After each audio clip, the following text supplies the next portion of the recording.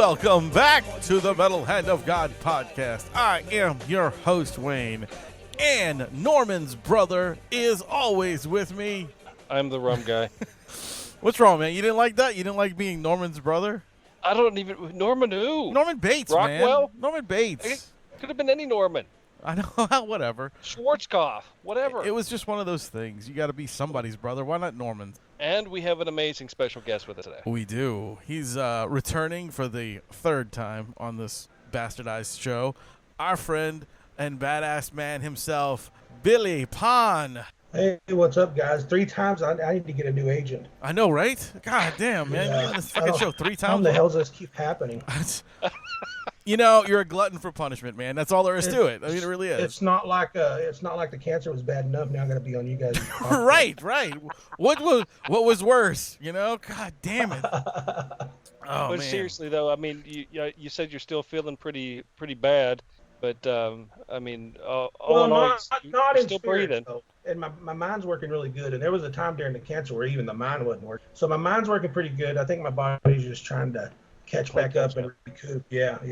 Well, that's a lot of poison to kill a cancer, isn't it? I mean, that's just crazy. It is. The best way to describe it is it's just like a constant Pink Floyd song. Yeah. Wow. Through your head all the time. Yeah. Yeah, dude. You went through a lot of shit in the last couple months, man. How long was it? Was it a year?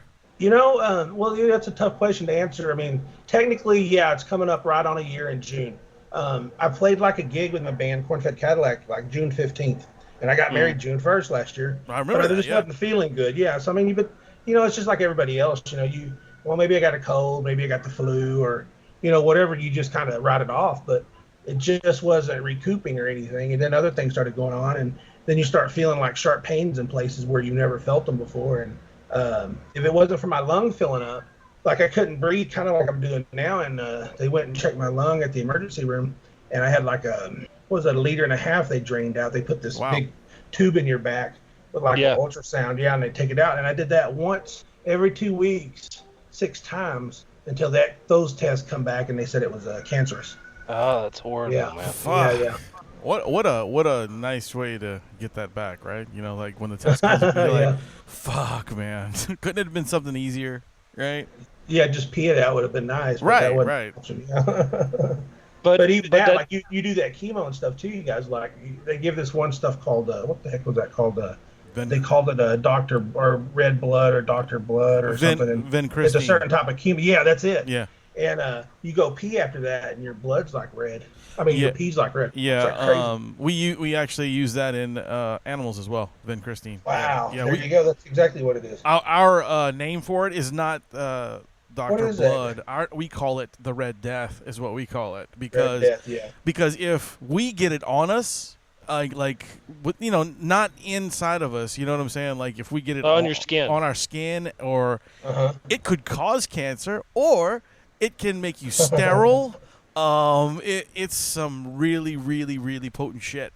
Yeah. Well, what's the difference inside or outside at this point? It sounds like some good shit. Well, it's the way your body metabolizes it. It's different. Like if on the outside and it goes into your skin, it can cause you to have skin cancer and things like that. And it can also get you sterile. Weird. I'm not going to complain about the sterile part. That's cool with me. So. Yeah, we have to gown up, and women can't give the drug at all. In the vet industry, they will not let a woman do it because. Well, some woman came up with that rule. Well, it's the sheer fact of if a man becomes sterile, it's okay, but if a woman causes to have miscarriages or things like that because of this stuff, it's Sue Factory. Yeah. Exactly.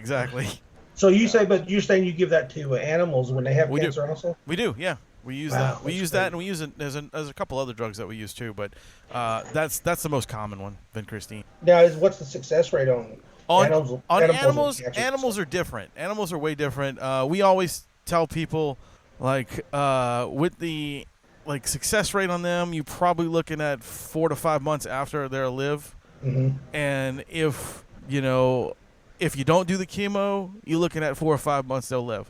So yeah, it's that's what we normally say, because it's kind of an animal's body is different than ours by several different things. The reason why is because they metabolize things way different than we are, and the drug itself, is super. It's made for humans basically, but we use it in animals, because that's the only drugs we have for chemo, and animals age different than we, like a year for an animal is like rough estimates like 7 or 8 years for us. So and the boy ones have pink crayons. They do. They do. They put them lipsticks out all the time. No one wants that on their lips, I'll tell you that. Right, Rum. No. But that doesn't seem to have slowed you down at all, man. You've got a new movie thing, a new project in the works. Oh, no, well, it slowed it down a bunch. Where it slowed it down was financially, because everything had to shift to medical bills and stuff. But we're getting back on that. That's the Cowboys from Hell's with Brad Potts. He had a small part in Circus, but we've become such good friends that he said, why don't you write me a damn part as good as that popcorn? And I said, well, okay. And that's where that come from. So, and then just spending more and more time with him and going through the cancer thing. I wrote it all while I was basically high on cancer drugs. So it's really good. It's something really special. So now all we got to do is start getting our investors and stuff like that and put it together and find a time to shoot it. Nice, dude. I'm excited. I'm excited to see what you're going to come up with. And it's different because it's not cookie cutter, and it's not anything that's been seen before. It's something totally unique and special. The best way to describe it is like a Evil Dead and True Grit kind of thing. Oh, dude, that's great. 2 of my favorite movies. That would be a really cool combo, actually. Yeah, and that's what it is. It won't be, I always say my movies aren't funny, but they always end up funny in a dark way. But they're right. For sure, they're not. It's not a B movie by any means. If you have any idea, if you need 2 assholes to walk by and get shot by somebody, we're willing to do that. On that, you'll be the Brokeback Mountain Brothers. Yeah, we'll walk by hugging each other or something. I don't care. Just shoot us. It doesn't matter. Well, that's what's going to be cool about this one is we're filming in such an isolated location. It's like if certain people can get out there and they put on our costumes, because I'm a stickler for that kind of stuff. Everything's got to be right, period, correct. But I'm going to give lots of people an opportunity just if they can get themselves there. Nice. Yeah, man. Are you gonna be trying to shoot it all in like the state you're in, or? Yeah, because I feel like calling it Cowboys from Hell, of course, is a nod to Dimebag. But I think it has to be in Texas for that simple fact. Okay, that makes sense. I agree. Yeah. I agree. It makes more sense that way. That's what I think too. Unless you have a really cool dance number like in Blazing Saddles. Ooh. Yeah. But I'm saying that, you go, okay, what would change that? Well, if somebody come with a gigantic budget and they said you got to film out here in California or something, that's how we could change it. But I don't see that happening. Right. I don't blame you. I mean, if somebody does say, hey, I got a whole big pocketbook that's endless, let's do something with this. Yeah. Yes. It could happen. I mean, it could, yeah. But I'm going to hold out, true to what I say. I'm not going to let things change. If somebody wants to change the integrity of something that I don't feel is right, in my gut or in my heart, I won't do it because of money. You know what I mean? It's not about that for me, because a movie is my legacy. I've got friends that's made 10 movies since I've made one, but now I don't like their 10 movies. Nobody remembers their 10 movies, but I just want to make something that nobody ever forgets. You know what I mean? That's awesome. Yeah, I like that statement. That's really good. That's what kind of leads me with this show. It's like, I know we're a bunch of assholes and we do stupid shit on it, but this is what we got. This is what we leave behind, man. And like, our show is going to be on the internet forever. Like, they cannot wipe us. We're stuck in hard drives all over the fucking world, and we're there. So that's our legacy. Yeah. That's what we got. Dick and if they fart downloaded jokes. Us, someone got red flagged. They're on fucking watch list now. Yeah. No, I was going to ask you, Billy. I was kind of curious, and I'm sure you've been asked this question before. But what is the moment? How does that transpire for you when you're coming up with an idea for a film? Does it just hit you out of the blue? I mean, is there a process that you kind of, I don't know, do you go into yourself? Do you listen to music? Do you consciously go, today I'm going to work on a new idea? How does that work for you? Well, I mean, it's kind of yes on everything you said. Like, I'll tell you, like Circus of the Dead is, we had a haunted house, and it's like, a zombie, Resident Evil, military, Days of the Dead kind of thing. And Then we opened up a second one because, people always say they're scared of clowns and stuff like that. So we opened up one called Circus of the Dead. And while we're doing Circus of the Dead, we were starting to do these back characters and stuff like that.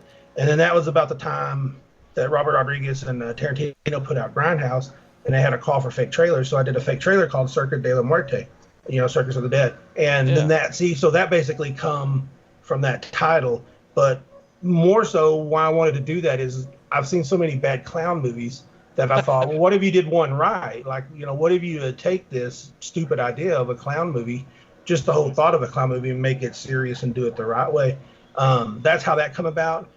Cowboys from Hell has come from, of course, I've always loved Westerns, but if you meet Brad Potts, he always gets mad because he gets, what is it called, typecast all the time. But, he could play a drill sergeant. He should be getting these Lee Ermey parts is what he should be getting because he's unbelievable. But that or some kind of Western person. And I know what he says. He goes, yeah, well, everybody puts me in that. What's going to make it different this time? I said, because I'm writing it. So, and then that come, of course, then, my love for Dimebag. I said, you know what? Well, if it's going to be Cowboys, it needs to be Cowboys from Hell, and then that triggered the thing. And then the story comes there. So it's usually just to answer the question shortly, would say there's just some kind of little spark. And then that spark branches off and kind of catches fire. And then that grows and grows and grows. That's a good way to explain it. It's a lot. The process that you're describing seems a lot the same way with, say, writing music. For some people, it's a similar momentary inspiration that just kind of hits you, and then you just run with it. You just let it burn, like you said. The spark catches fire, and there you have it. Music, but to me, in music, I found if I spend years on something, it usually sucks. Music-wise, you know what I mean? But the best stuff comes in 5 or 10 minutes usually.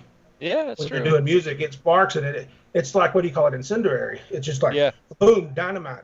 In a movie, your first draft, you're not gonna shoot your first draft, no matter how much you love it, because you're gonna start going over it with the fine-tooth comb, and then this or that, or certain actors drop off, or you meet another actor that's pretty dynamite, and you change the character up to fit what you see them doing, and so it's kind of organic is the way I like to do movies. Until you're on set and see what they're doing, you're a band conductor or orchestra conductor to some extent, but sometimes you got to let them be what they are too. They can't be exactly what you see in your head. It's like a percentage thing. Like Circus of the Dead, I feel like I got 70% right, and people go, "Oh no, it's way better than that." I'm saying, well, to me and what I've seen in my head, I can tell you all the things I don't like, but I think I got 70% right. But I think that's pretty darn good in indie film. Hell yeah. Oh, yeah. It's the way you're talking about. Yeah, you got to let people be more like organic. Like have it filter more organically sometimes. Like when you're writing music. Well, when you do music, it's like, hey, well, I need you to play this classical part. Well, I've never played classical music. I don't know how to do. You can't be forced into something you can't do. It's got to kind of either come out of you or not. True. Like Mr. Blister, like Rusty playing Mr. Blister. I've always known what Ryan can do with his laughs and his facial expressions. But Rusty, I had to have some other clown that talked a little bit, but he's not. I'm not an actor. And I go, you know what? Just be monotone like yourself, and I'll feed you lines off camera, and I'll never give you more than a sentence. And he worked out perfectly on that. And people go. I have like other people say, wow, that's like one of the best actors I've ever seen. Rusty will tell you to your face he's not an actor. Yeah, I know. He told us that when he was on the show. He's like, I'm not an actor, man. I was like, all right, it's fine.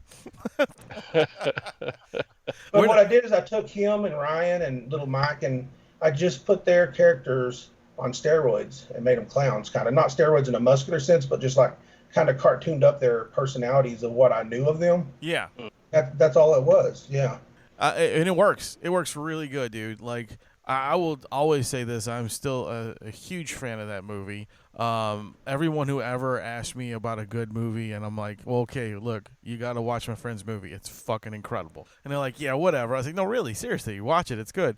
So I let them borrow the DVD, and they're always telling me the same thing. Man, where can I get a copy or whatever? This is so good, blah, blah, blah. And I'm always sending them towards you. I don't know if they buy one or what. No, but, it all still sells. People come out of the blue and always say that stuff. And it's funny, like even being at Frightmare recently, like people coming up, and this one guy come up and he goes, hey, you hard sold one of these DVDs or these Blu-rays 2 years ago, And I go, well, I'm sorry. And he goes, no. He goes, I just wanted to tell you a story about it. He goes, look, he goes, I buy these indie films. They always let me down. He goes, yours was up on a shelf Forever and a Day or whatever, and Frightmare was coming up, and he goes, just for, the heck of it, he goes, I popped it in, he goes, I can't believe I missed that, and it took me 2 years to watch that, and he goes, I just wanted to stop by here and tell you that. That's funny. Thank you so much, because I don't see indie movies that make me feel that way, or look that good, and I just wanted to tell you guys did a really good job. So, I mean, I get those stories all the time, but being indie, it's so hard to climb that mountain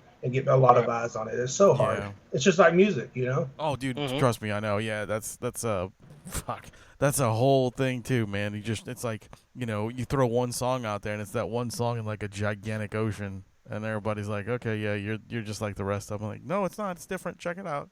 But if you look at the people who are famous for doing the music or whatever, and you're going, yeah, but what they're doing isn't that good. But it's why were they in the right place at the right time? Did it do And I see other movies that I go, man, other clown movies, and I guess they were just at the right place at the right time, I suppose. Yeah, there was one recently that everyone is the one that was compared to Popcorn. I can't even remember the name of that fucking movie. Terrifier, Art the Clown. I have not watched that film. I tried to start. I started watching the beginning, and it kind of bored me. I didn't really. I mean, I'm not saying this just because you're on the fucking show. I'm just saying it to be honest. It's like I wanted to watch this film, and I'm going, it doesn't get me excited. Here's my 110% honest opinion. I liked it. I liked it a lot. The guy that plays Art the Clown is phenomenal. He's a master of his face like Ryan is. I mean, he just is a good, because he doesn't speak or nothing like that. Right. The director is a phenomenal special effects person. And if you would have wrote the movie out, it did. It's like I didn't understand the woman with the disfigured face being in the dressing room and all that seemed hokey. Yeah. But once they kind of got into the down and dirty, it actually wasn't, too bad. I mean, but it was what it was. If that movie come out in the 80s, it would have been held a classic, like Elm Street and all this kind of stuff, because we put all that stuff on a pedestal.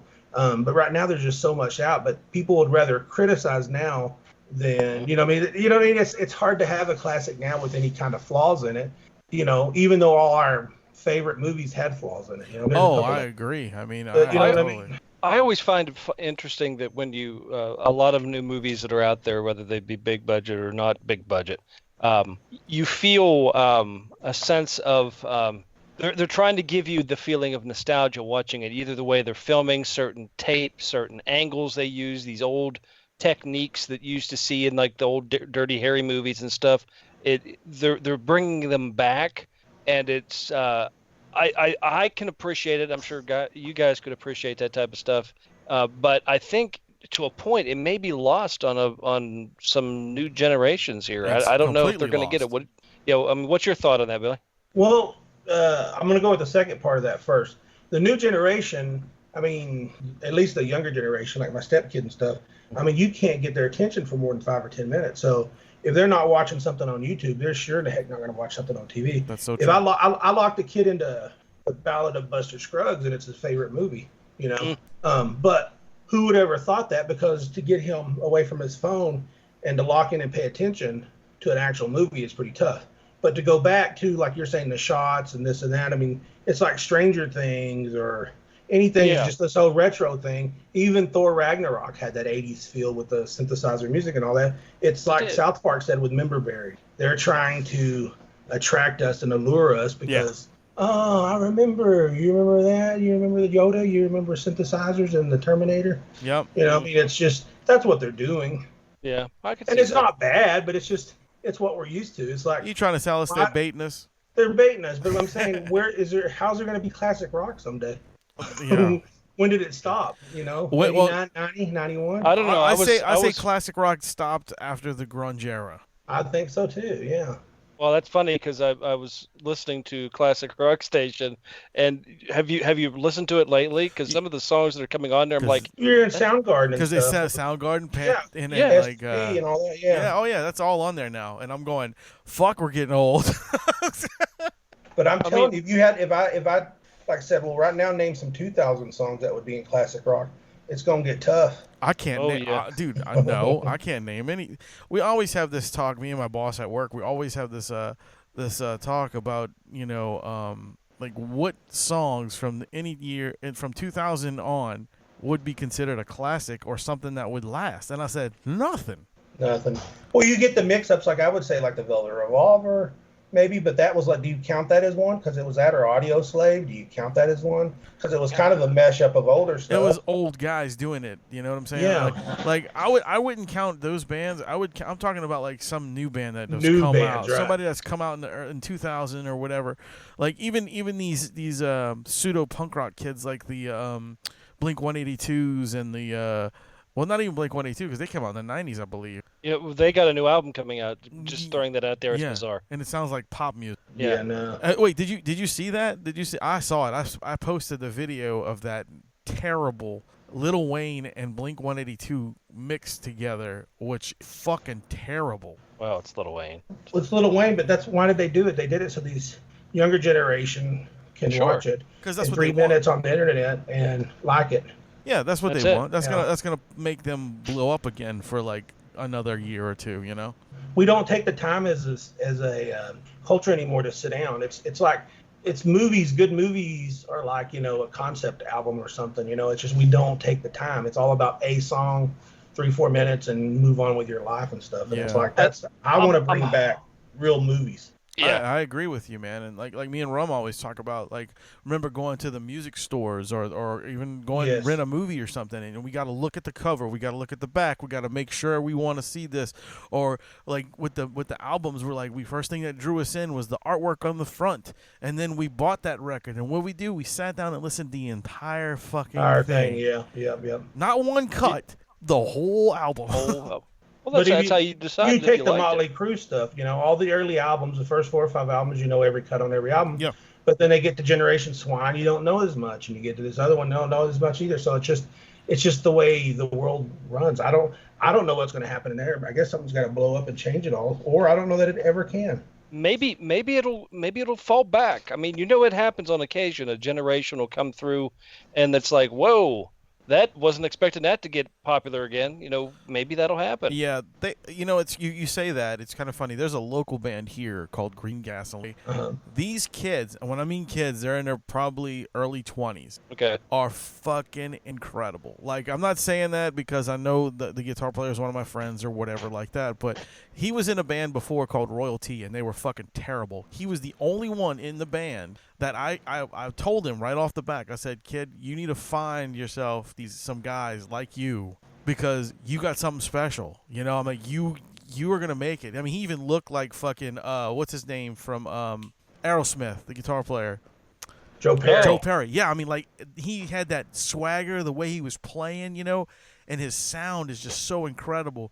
But he found these kids, and now they're together called Green Gasoline, and they've opened up 2 giant shows recently. They opened up for The Cult, and they opened up for Chevelle at the Fillmore. And they deserve it because they're bringing that fucking rock and roll swagger, kind of like, 70s, 80s dirty rock music back. And it's phenomenal. We can't let rock die. We can't let that die at all.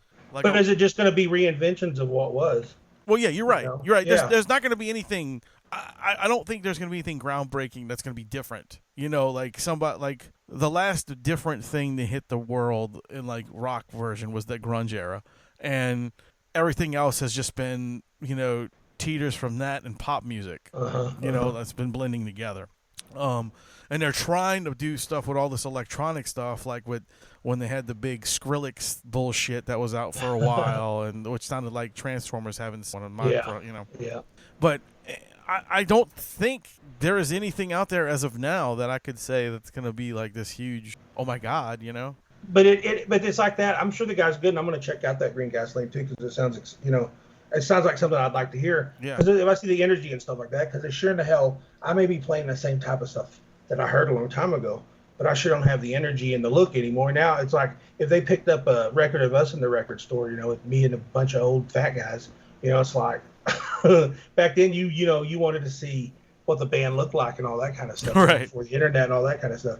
But like I was saying on that is if somebody come and did some pop synth 80s stuff, I mean, we like that. We like you guys like Bananarama. But why? Yeah. It's because it's stuck in our subconscious from when we were young. Exactly. Yeah.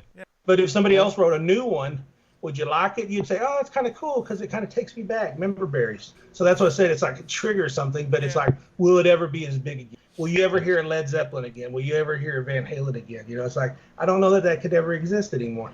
Greta Van Fleet. Well, they said that, but isn't that a reinvention of Zeppelin? They said no. They just said it was. And I said, I've said, you know, I should be a porn star too, but the truth is, I come up short. I gotta admit, the first time I heard them, I went, because I thought, I was like, I've never heard the Zeppelin song before. I was flipping the stations. Yeah. And I was like, what they're doing and all, but they should just, you know, just own up to it. You know, we dig this stuff. Yeah, I mean, this stuff. Of course we dig this stuff. Are y'all crazy? Can you not hear it? Yeah, I feel that. I've never heard that band, but I know what you're saying. Like, you know, because I felt the same way with, what was it, The Darkness? Yeah. When the Darkness dropped, there was that 70s feel, but it sounded like Queen. Same thing with Jet. Yes. Band Jet and stuff like that. They all had that retro 70s feel. You're getting with Jet. You had almost that glam pop rock sound, kind of T-Rex, mixed in there. Easy 2 or 3 chords, plain down and dirty. Yep. Catchy. But what do y'all think about Ghost? I seen them at Frightmare one year in the green room, and they're hanging around. It was kind of neat looking, but I didn't know who they were. Didn't even know they were a band. I thought they were up there cosplaying. I didn't know what it was. That's fucking funny. You were like, hey, look, that guy's got a cool outfit. Yeah, it's like, I didn't understand. I know, Wayne, you're not a big super fan of Ghost. I like them. I'm not a super fan, but I like them.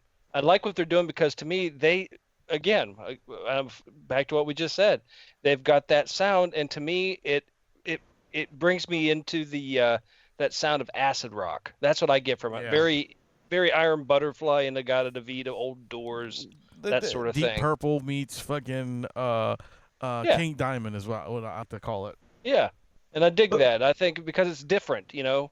Well, they're making a thing, but I guess what I'm saying is like you know, when Kiss came out and done that, your grandparents could probably say, "Oh, is that band Kiss?" But they're not gonna say, "Hey, is that band Ghost?" No, it just doesn't have. Things can never have the same appeal. My stepkid listens to Hollywood Undead all the time. Oh, really? Okay. Yeah, like all the time, right? And he is saying, "Oh, they're better than AC/DC." He's just trying to start trouble and stuff. I go. He goes, "They sell more records." I go, "No, well, no. Technically, they'll never sell that many records because most of their music is probably bootleg. It's all downloads." Yeah, I said the golden era of music. I said that's why all those other rock stars were so rich because they actually sold records. Yeah, they had merchandise that they could sell. Right. Now it's all downloads and streaming bullshit. And people are dropping a 1 or 2 song thing now. They're not even doing whole albums anymore. Yeah, see, so that's my thing, is who's going to be, other than some kind of pop star that comes out of the blue or something, who's going to be the hero and the savior of, you know, us? You know, it's just tough. None of us, man. It's not going to happen, dude. It's not. We're old. We live past it. We're old dinosaurs, man. This is what's happening. And you know what? I'm okay with that. Me too. Because I feel like we still have taste. We do. And my son's gonna learn. My son's gonna learn that. He's gonna listen to what I listen to, and I'm gonna push him towards that. Of course, I'm gonna let him listen to what he wants to listen to as well. But I want him to experience good music before he show him an into appreciation for what he exactly you'd like. Exactly. Right. I'm not gonna say, hey, look, you know, you can listen to your, you know, whatever auto-tuned garbage that's on there, that mumble rap bullshit that's out, or you can listen to this. Yeah, you know, I mean, listen to the difference. You see?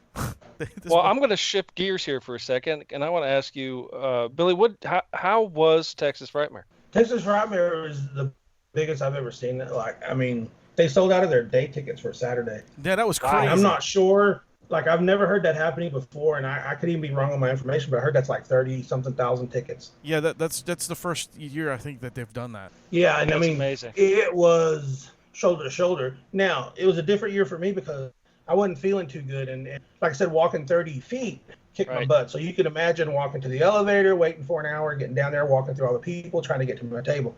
I would get to my table, you know, before the crowds got there, and leave when the crowds were gone. And I wouldn't even go by the restaurant or nothing. I usually spent the nights after the thing like sick, you know, sick on the toilet or something every night. Just sick. Yeah, but I mean, it was great because seeing those fans and all. And you can see I got hundreds of pictures, you know, people tagging me and all. And I'm having a good time, but boy, it was sure hard on me. So I imagine it was, man. Yeah, I really like trooper through it because I was like, God dang, I just did. I thought I was ready. Because, you know, I did the local Permian Basin Comic Con down here. How was that, by the way? But compared to Frightmare, that was fun. I mean, that's laid back. You have all of maybe 100 people. over a day, come by and shoot the crap with you. But Frightmare, I'm telling you, it was crazy. But the thing I loved about it the most is there's just more and more circus fans every year, and it's like, just would I get tired of promoting the same dang movie? Because I'm saying, man, I'm so tired of promoting this stupid movie. I want a new one. There's a new fan that comes by that took them 2 years before they said, I'm going to pop this in the player. So that's what means the most to me. Well, is that there's so many indie filmmakers out there that people don't even remember their movie after they. Right. Speaking of clown movie, has anybody seen the new trailer for The Joker? Yeah, I did. What is your opinion on it? Well, I'm glad they're doing something completely different. I mean, Joaquin Phoenix, as far as I'm concerned, can't do much wrong. He did a movie. I can't tell you the name. He played a guy named Joe, and he had a hammer, and he had to save some girl that was like went into prostitution accidentally. And did y'all see that movie with him? I don't remember that movie. No, I don't remember that one either. Tell you, it come out recently, but it was kind of like that movie Brawl in Cell Block 99. Oh, okay. Which I love. I love that movie. You haven't seen it, you need to watch it. There's just a new type of filmmaking, and that's what that Joker trailer reminded me of, is a new modern type of mean punch you in the face filmmaking. So we'll see. Yeah, I mean I got my reserves, but I think he's going to do well. I think from the commercial itself, I was digging it. I was like, I'm a huge, Joker and Batman fan, so I was kind of like, okay. This is the first time by watching that I was watching it going, I've never felt bad for the Joker before, and now I kind of feel bad. Right. Because that's an interesting way of see who he is, Right, but what do you? It's it's a tough thing. Look at like Marvel is like they're succeeding when DC failed, and it's not for a lack of characters. Because no offense, Joker's like the best bad guy in the history of all comic books. Agreed. But even Batman, if you want to fix it, just do the Dark Knight the way it should be, or watching Frank Miller's. But make it rated R. But are they going to do that? No, because they can't sell toys. That's right. This one looks like I think it is rated R, isn't it? I think so. I think the Joker is rated R. But I mean, and if they did Batman the same way, we would love it. But the kids couldn't go see it, and they couldn't buy the toys. I mean, they did a rated R Deadpool, and that sells more than anything known to man right now. Known to man right now, yeah. But at the time, before did they know it? It's like people go, I'm tired of remakes and reboots. It's like, it's a guaranteed trusted name. They know it's going to make X amount of money. So it's like they're going to do it just because it's already a guaranteed X amount of money. It's like the Chainsaw franchise. I'm waiting to see how many people are going to protest the Joker coming out. Well, not because it's the Joker, but because of the incident that happened about, like 2 years ago? Oh, it was like 4 or 5 years ago. The kid who went to and shot everybody? Yeah, he went into the theater and shot everybody dressed like the Joker. Oh, yeah. Yeah, I'm waiting for that to come back in our faces. It probably will. That was during the Bane one, wasn't it? That one wasn't it? It was. I don't know. If we give them the publicity and talk about it, that's what gives them the power. Yeah, because that was way longer than 5 years ago. Because if it was during the Bane film was the Bane film. That was the third one, right? Yeah, it was the third one. So there was you had the Batman versus Superman film, Justice League, and Aquaman all before, and Wonder Woman. So those films took a long time. Yeah, those films. But Nolan was heading in the right direction with those, and then they lost it. But you know what? I love Zack Snyder. I think he could have got it right, but I don't care who they put in charge of that. I think there was just too many cooks in the kitchen telling. I agree, man. I think they shit the bed on those. And I mean, look, they're fun movies to watch sometimes if you don't fucking go so Nazi with like the comic book material. You know what I'm saying? Like people are like, "Oh, I can't believe you did this because of that and this and that." I'm like, "Look, man, it's a fucking movie. If you want your comic book material, go read your comic book material." Yes. Or make an animated one for the kids or something. Right. The kids version. That's where I'm thinking the Joker thing may get some extra heat too, because it is rated R. And it is, I don't know. I don't think the kids should be looking up to the Joker by any means. But they do. They look up to Freddy Krueger and Popcorn. Right. That's true. That's true. I guess I right. wrote a more despicable person in my movie, and they still like it. Go figure. I didn't want nobody to like them. I didn't write them in the sense of that. Popcorn come from my dark side, that I feel like every man has. That's where Popcorn come from. We just did what we wanted to do when we wanted to do it, or what we're thinking when we see somebody. That's what popcorn is, and some people do that. But how do you stop a copycat? You know what I mean, on anything? Right, you just can't. If somebody shot up a school and blamed the clowns, it would probably break my heart. Sure. And this being shitty saying, but it probably increase your sales too.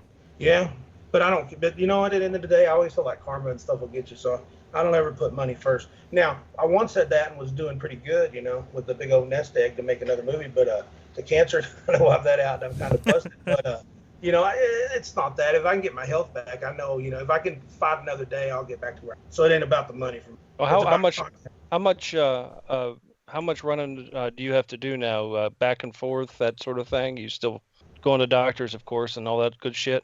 Yeah, and I try to catch up with Rusty, you know, once a day. Even Ryan too, every once a week maybe. Catch up for lunch, but they'll see me walking in from a restaurant, and I gotta, you know, get into the chair as quick as I can, and I'm just breathing heavy for 10 minutes. Yeah, so they feel bad. It's funny because every time I tend to message Ryan, hey man, what you doing? And he goes this, and it's always a picture of you and him, or you and Rusty or somebody sitting down at a table with him. You probably planted one of those bugs up his rear or something, so you know what we're doing all the time. I do see him a bunch, and we always do a lot of projects together. We're shooting like kids' dance recitals. Yeah, that's what he said. He said you were doing that this weekend or last weekend. Yeah. So, that's what the director for Mr. Fister is doing, is shooting kids just dance recitals. There's a horror movie in there somewhere. Yeah, dude. Idea, I swear to God. That's a hell of a short film. The horror movie is that I make more from dance recitals than I do from Circus of the Dead. That's the horror movie. That's if Circus of the Dead come out in the 90s and the VHS or DVD blockbuster revolution thing, or the 80s, I mean, you know, I probably wouldn't even talk to you guys anymore because I'd be too big for you. You're probably right. You know what I mean? It's like it's the time of this, no matter how good your movie is, you know. I mean, Texas Chainsaw Massacre come out and everybody thought it was like a porn film, you know. It took it forever to climb. And Parrish Randall, bless his heart, that's what he always tells me. He goes, dude, it's going to be like Chainsaw. It's going to be like Chainsaw. He goes, you hear people compare us to that all the time. He goes, someday, he goes, you'll get respect for that. And you know what, dude? It's in due time. You know what I'm saying? Like, it's people who don't see this movie are fucking idiots. It's a great film. I enjoy it every time I watch it. And Doll Boy as well. Like, you know, that's a great one too. He's very heavy in part 2. So we're doing a circus part 2, Doll Boy and Peppy, and there's a new freak they're going to introduce called the Wild Woman of Borneo. Nice. But there's some more freaks, yeah, and they basically do some hunting for the clowns. Oh, dude, that's going to be fucking great. That's going to be good. I had a really good script for it, but I had to alter some of it because Rob Zombie put out 31. Oh, really? Oh, man. Yeah. You know what's funny is I still haven't seen that film either. Yeah, it's worth watching. It didn't, from a film standpoint, it didn't make much sense on some things. Like, you ever see those films, like, what did that mean? What's that supposed to mean? Yeah, right. What does that mean that? It just seemed like it was kind of, it's like that, what was that one movie, Once Upon a Time in Mexico? It's there's a bunch of cool stuff in it, but it's like, they put it all back together, it's like, wait, what? Wait, what? What did I just watch? I own that DVD. I've seen it, watched it twice, and I still don't know what the hell part of it. Right. I'm the same way. I have it too, and I'm like, what the fuck am I watching? Yeah. I think that Robert Rodriguez, like he had them, like Johnny Depp and Cheech, not even at the same table. They're at the same table, but at different times when he shot it. So I think it's losing a little bit of the personality of actors getting to work with actors, because to save money, you know, he'll shoot people on green screens and then add them with the other actors and this kind of stuff. So I think it's losing the thing. But like, you take a Tarantino who put all those actors in Hateful Eight and put them in that little bitty haberdashery, you know, that's acting. That's acting. That's what gets me off, is that kind of stuff. Yeah, I'm interested to see his new movie too, Tarantino's new film. Totally, but you know what? They better not disrespect Bruce Lee any, or we're gonna have a problem. Yeah. I don't. I like when I saw the trailer, man. We were filming. Me and my wife were the whole podcast symbols and signs and whatever were in this film. Not the whole podcast because I got shit for it left. But we were in the new Jay and Silent Bob film. Oh yeah, that's right. Ryan mentioned something about that. Yeah, that y'all are low key about it. Yeah. So we couldn't talk a bunch about it, but we were there, and I was sitting there, and Kevin Smith, like before they started shooting, he stood up by the way. I said, "Hey guys, before I start shooting, how about that fucking Tarantino trailer this morning?" And it was like in front of like 400 people, you know, like all the extras and shit were out there, and everybody was like, "Yeah, fuck yeah," you know. It was because I haven't even seen this trailer. What is it? Once Upon a Time in America. Dude, you got to check the trailer out. It's awesome. It's a teaser trailer, but it's still great. Interesting. Yeah. He was super. He was hyping the film up himself. That was pretty good. Those two guys are extremely nice too, man. Like I was completely blown away on how nice. They seem very down to earth. I would like to get Circus in his hands sometimes. That's what I always figured, but every time I get it to a celebrity or whatever, like, you know who I gave a copy to at Frightmare was Sam Raimi. Oh wow, that's fucking cool. But but is he gonna watch it? Hell no, he ain't gonna watch it. I just told him. Hey, I didn't fanboy. I've gotten better, but I go. This is what I said up there. I go, hey, I said, your stuff inspired me so much when I was 12 years old. And, I watched every VHS that come out on horror movies, and you're always one of my favorites. And I grew up and made a horror film. And if you'd like some new talent at Ghost House, I said I got giant balls, and I'd love to work with you guys. Hell yeah. So that's all I said. Well, that's all you need. That's fucking all you need to say, dude. That's fucking perfect. But I've passed out all that stuff all the time to people and haven't heard much back. But I heard back too is from Bill Oberst worked with Bill Moseley, on that new Three from Hell. Yeah. And he said Bill Moseley had some incredible things to say about Circus of the Dead. That's cool. And he even said too he goes I haven't had a movie disturb me that much since the original Chainsaw Massacre, and the only thing that made me get over that being so disturbed was being in the sequel. That's what he told Bill. That's great, dude. Bill Moseley, I've been trying to get that man to come on this show for fucking ever. Like, I'll talk to him every once in a while via online or whatnot, and then we just never can get him on. It sucks, but I really want him here bad. But you know how I take him and Bill Oberst and these guys is like even like Brad and is that's why I've got cancer and that's why I'm dying and that's why my life is so hard, you guys, is because I put so much pressure on myself to give them something good. It's like for so much they're giving so much crap that they got to do, and it's their job, and they got to go do these movies that they're probably embarrassed about and stuff. Yeah. And I think of them like a Maserati or a Lamborghini. Oberst is like a Lamborghini. I said, you don't get that and just park it in the driveway. You get out there and tear up the roads with that stuff and burn up something. You know what I mean? And that's what it is. Give them something to work with. That's what you've seen what happened to Bill as Popcorn, man.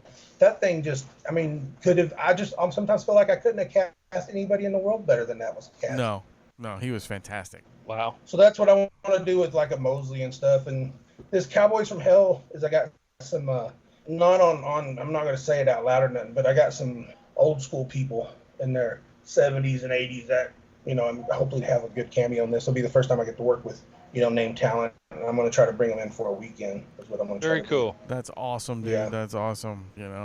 Now back on the Kevin Smith thing. Yeah. So y'all got to see him. He's at his skinny days now. Yeah. Does that, just blow your mind? Yeah, it just freaks me out when I see him now. It was just so weird. Like I look at him like, man, he looks sickly.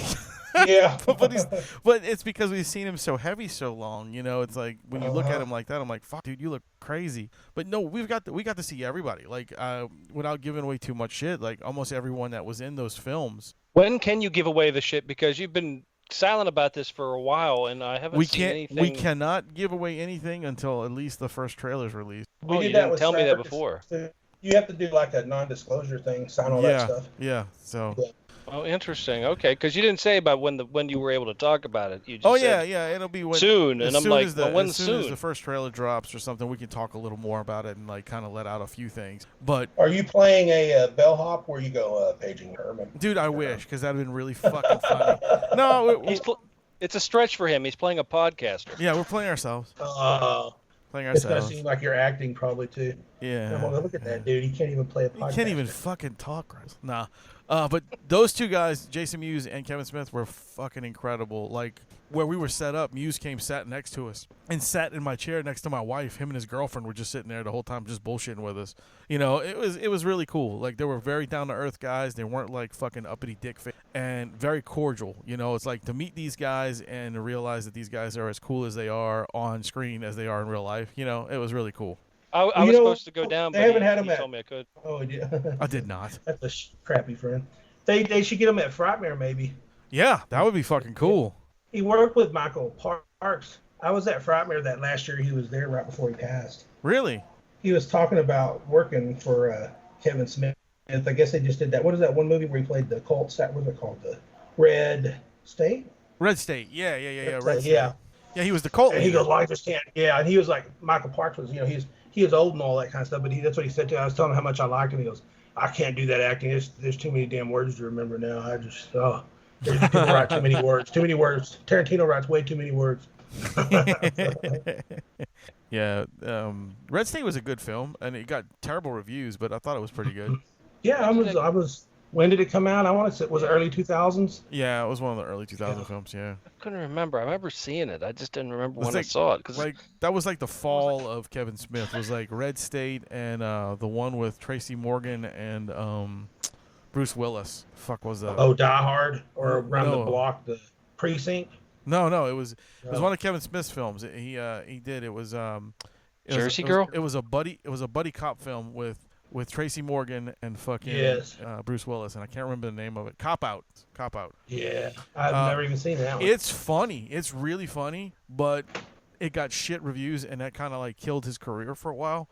And then he decided to come out with some. I think that's when he dropped Jay and Bob Strike Back. Well, you know, that was a while ago. Sometimes it's just about when something hits, or you know what I mean. You just don't know sometimes, you know. Right. Yeah. It doesn't mean it's bad. It just means it didn't come out at the exact right time to the right amount of people or whatever. Yeah, you're right. You're right, 100%, man. It's just a weird situation, like thinking that like for a long time he put out a bunch of shit that was like killing it.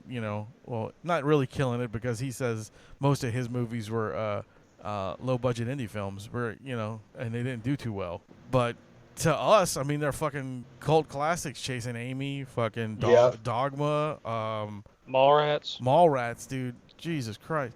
The Clerks 1 and 2, it was great. Mm-hmm. So I don't know what he's talking about, but I guess for a director's standpoint, as in making it, it wasn't like Titanic big, But that pressure is hard, you guys.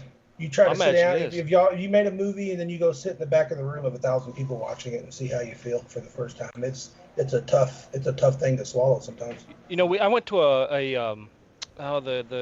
I can't remember what the fuck it's called, film festival up here in Wilmington. It's gotten huge. It was very small, but it's gotten really massive, and a lot of independent filmmakers and stuff. And I went in there, and Amy was in one of the movies. That's the reason we went to go see her big screen debut. Yeah. And we're sitting in there, and the directors and the actors and everybody they were there, and they kind of sneak in and sit in like a balcony seat. And there's everybody down below, and we're all watching this film. And then, all I could think of is I know they're up there, and I could hear people either going, "Ooh, this is really good," or other people were like, "Oh, this is shit," And all I could think of is that's gotta, that's a weird experience if you're the guy and the people that were in that film and you're watching the reaction for the first time. Yeah, it's got to be weird. Well, the actors are the worst because whatever they do, they don't like. I dare say I don't even think Bill liked his performance in Circus of the Dead.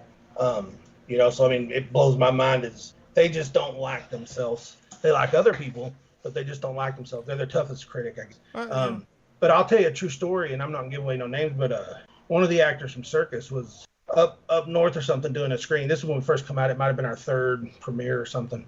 And another director friend that become a friend of mine later was sitting with this person.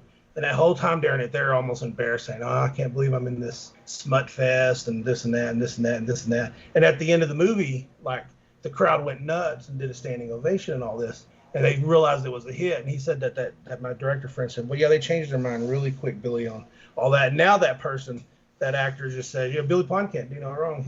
I'll trust him in anything. But when they see the script at first and some of the things that's written out in there, they just didn't understand it could still be good. They just thought it was going to be a gore movie, And I said, right. It's not going to be. So, I mean, they got to kind of get trust in you. But, when they first read that, they read that script, they're terrified.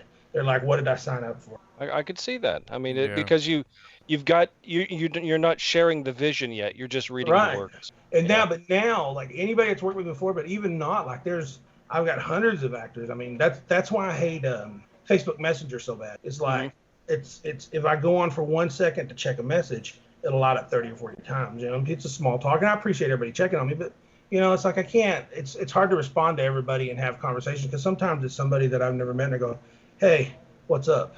Yeah, all this kind of stuff. But a lot of actors and actresses and stuff now will work with me just because what Bill said to them, about working with this or this or that. So the words got out of what they seen in Circus of the Dead and how it's done, and it's like to me, a good movie for an indie actor or actress is rare. So a movie to be proud of is really rare, and that's one thing that I tell them when they walk up and say, "I will make you proud of your movie. We will not fail. We will succeed. And we will not fail. We will not get rich." we will not. We will make a good movie. Well, I'm looking forward to seeing and hearing more about Cowboys from Hell, because this sounds like it's going to be an amazing It's gonna be a hoot. journey. It's gonna be a hell Well, of a what we ride. want to do is to kind of go back to the days of real squibs, real blank guns, and that kind of stuff. And we're, because I'm a big stickler about, I don't like CGI gunfire. When you watch Walking Dead, like none of the guns kick, Right. there's no reaction, or yeah. bullet holes are moving in a car that they just shot, and that's what we're getting rid of. Is we're gonna try as, I know Ryan loves CGI, but I love CGI when you can't tell it's CGI. Right. Yeah, so that's what we're going to do here. We're going to have so much blood that it's just not going to be funny. I want an old school. I want to get in trouble because we got too much, fake blood everywhere when we shoot this movie. Well, Mr. Pon, we have a segment that you have to participate in. All right. All right, so here's our segment, Wacky Questions with Wayne, or whatever weird. What did you name it, Rum? Weird Questions with Wayne. There you go. That's what it is. So, all right, let's play a little song right here.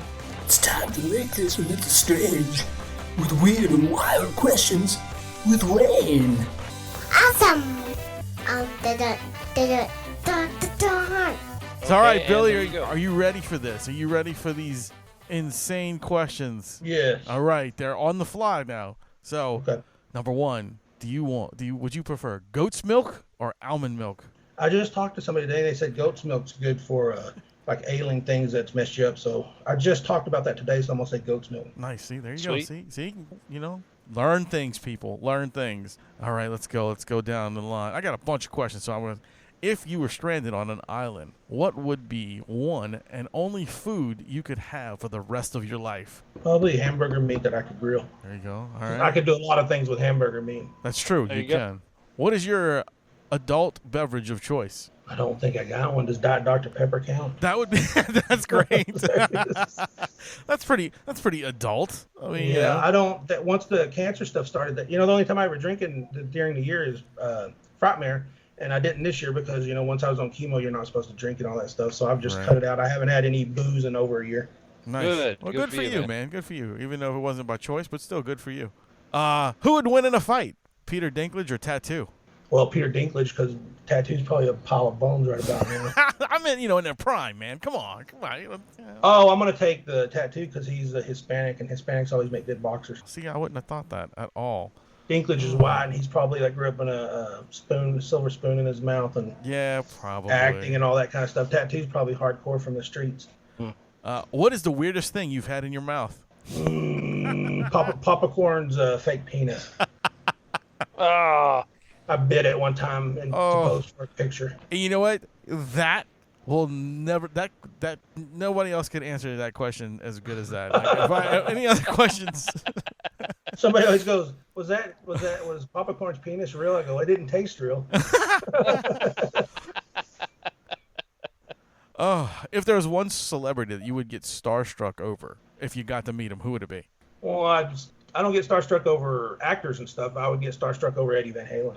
Oh yeah, okay, that's what I meant. Just celebrity in general, Yeah. No, I would fanboy like crazy, man. He's been my hero since I went and seen him in concert like as a 14-year-old. Nice. sweet, All right, man. so we got a couple more. Who is the biggest stud, Don Knotts or Peter Falk? I'm gonna say Don Knotts. Really? I just that was the man. I grew up in the 70s as a little kid, and everything I could watch, Mr. Chicken or anything with that dude in it was awesome as heck. I watched it. If Don Knotts was in it, the Apple Dumpling Gang or whatever, I'd watch it. I forgot about Mr. Chicken. I really did.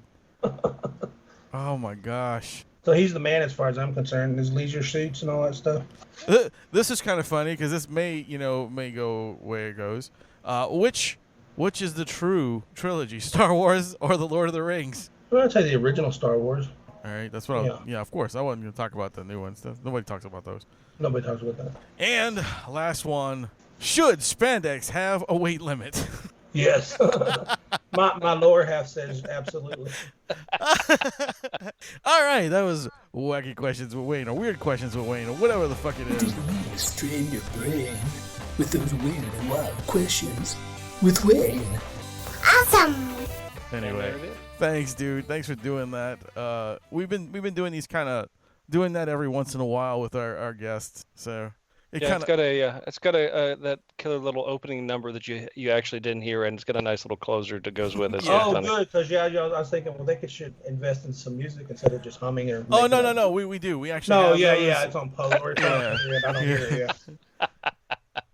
But these guys got a low-end freaking podcast. They could use. yeah, well, we don't have no little punch-in buttons and shit. I don't have a fucking sound engineer next to me. Hey, I will say this though, if y'all get Parrish on here, because that guy's encyclopedia of movie knowledge.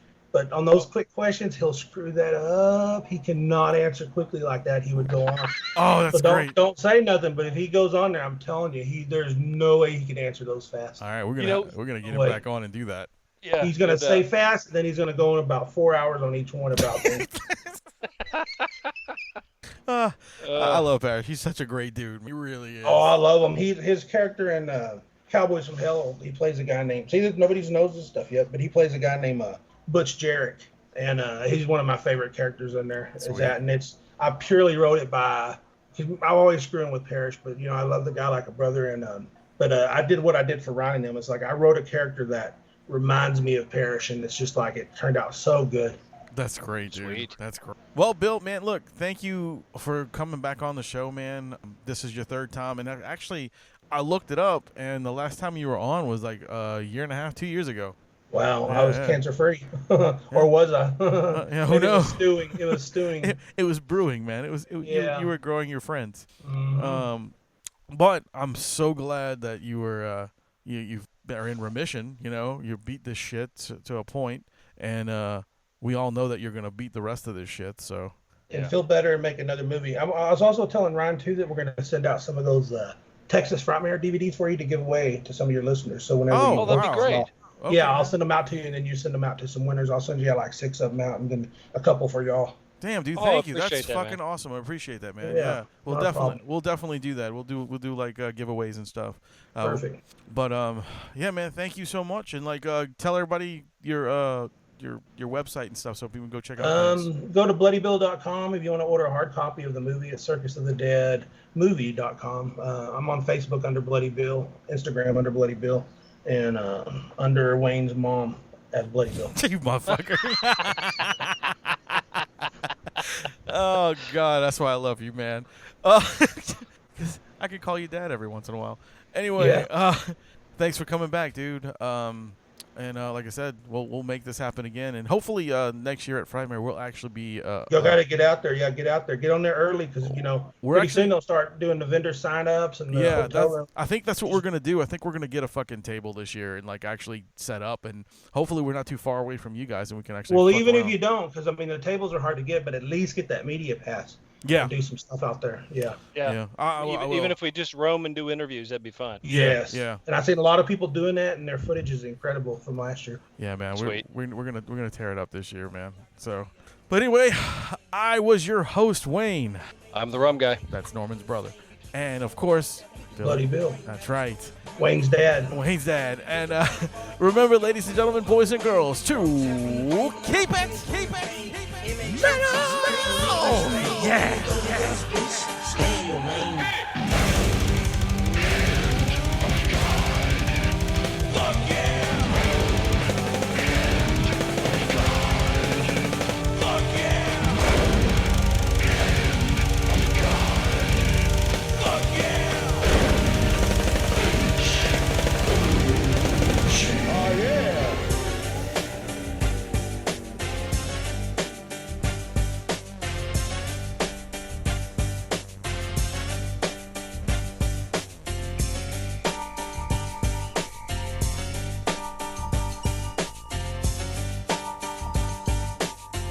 Okay then.